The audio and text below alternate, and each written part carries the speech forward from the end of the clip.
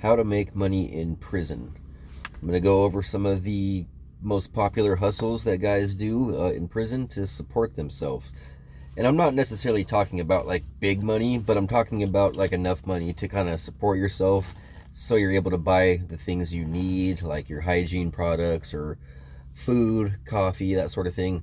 Especially if you don't have anyone looking out for you, you're really going to want to hustle so, you can provide for yourself, and guys will respect that. Nobody likes the freaking bum. Hey, can I get a shot of coffee, brother? Oh, you're my brother now all of a sudden. Yeah, all of a sudden you're my brother because you want something. So yeah, nobody likes that guy. Can I get this? Can I get that? Can I get a fucking paroled last month, bro? Like, I don't know what to tell you. So let's get into it. I'm not going to talk about dope or selling dope because that's just a bad idea. So first, like if you're good at art at all, you can make, especially drawing, right? You can make tattoo designs for people that they'll buy from you. I mean, it won't be like a lot of money, but a couple bucks, a couple soups or something. A lot of guys will make greeting cards, like custom greeting cards. Thinking of you, miss you, birthday, Christmas, etc., etc. They'll make, a whole bunch of cards, and they'll sell them for like a buck or two, or they'll make a custom one for someone for a couple more bucks. And guys can be moderately successful at that. If you happen to know how to tattoo, that's in. You will make a lot of money doing that. What my hustle was when I was in there was I would make tattoo ink. So for like $2, I could buy a bottle of baby oil, and that $2 bottle of baby oil, I could convert that into about $30 to $40 in tattoo ink sales. So monthly, I could make about 60 to 80 bucks just from selling tattoo ink. So you can, another thing you can do, if you fancy yourself a winemaker, you can make wine and sell it to the fucking winos. So I had a cellmate at Solano for a while, and he worked in the kitchen, so he had access to all the good stuff to make alcohol with. So he would make wine in the cell, and he would sell it. He'd sell it for like $50 a gallon. He'd make like a 2 or 3 gallon batch and then sell a couple gallons. And that's pretty much making money out of thin air, And so one time he sold a gallon of wine to these black fellas that lived down the tier, and after he sold it to them, a few minutes later, everyone was locked down in their cells, and I was out on the tier sweeping and mopping because the cop would let me out to do that because I had pull with the cop. And when I passed by that dude's cell, he flags me. He's like, "Hey man, that wine, bro." And I'm like, "Oh yeah, you like it? It's good, huh?" And he's like, "Hell no, it ain't good." I'm like, what do you mean it's not good?" He's like, "It's no good." I'm like, "Did you drink it?" He's like, "Nah." And I'm like, "Well, then how do you know? How do you know if it's good or not?" He goes, "Well, I just, like, my cellie said it looked a certain way." And I said, "Bro, drink it, okay? If it's garbage after that, and you don't think it's worth paying for, I'm sure my cellie will give you your money back. But drink it." He's like, "All right, I will." 45 minutes later, they pop all the doors for day room, and I look across the day room, and I see those two, that black dude and his cellie, and they had their headphones on, and they're dancing, fucking rapping and singing to each other, fucking stumbling around the day room, fucking drunk as fuck, talking about the wine's no good. Please. So yeah, but that's a way you can make money. So a lot of guys kind of like, it's not that they frown on this, but they think that it's beneath them. Like even me, like I won't do this, but for the guys who do it, I have respect for. But like if you're fucking broke and you ain't got nothing coming, you can always like do like a little laundry service, like wash people's clothes. You ain't gotta wash nobody's drawers or nobody's socks, but like you can like wash their trousers and shirts. Like inmates get a lot of personal clothing in there from the packages.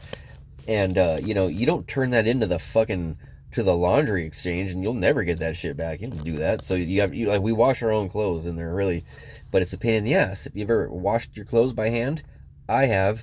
It's a pain in the ass. But you give a guy a couple bucks, and he'll fucking do your blanket, your shirts, your this, your that. And so I mean that's a little hustle, you know, and that's a whole lot better than having to go around asking people for shit. You know, if you know how to cut hair, boom, you'll always have something to eat if you know how to cut hair. So when I first like touched down to do my long stint, you know, I'm the type of guy that likes to have my hair cut once a week. I'm a once a week kind of guy, and I got tired of having to find a barber and then pay him and fucking all this bullshit. So I said, "Fuck it! I got all this time to do. I'm gonna teach myself." So I taught myself how to cut my own hair, and I still do that to this day. But also in doing that, I learned how to do it, and then I can cut other people's hair for moolah.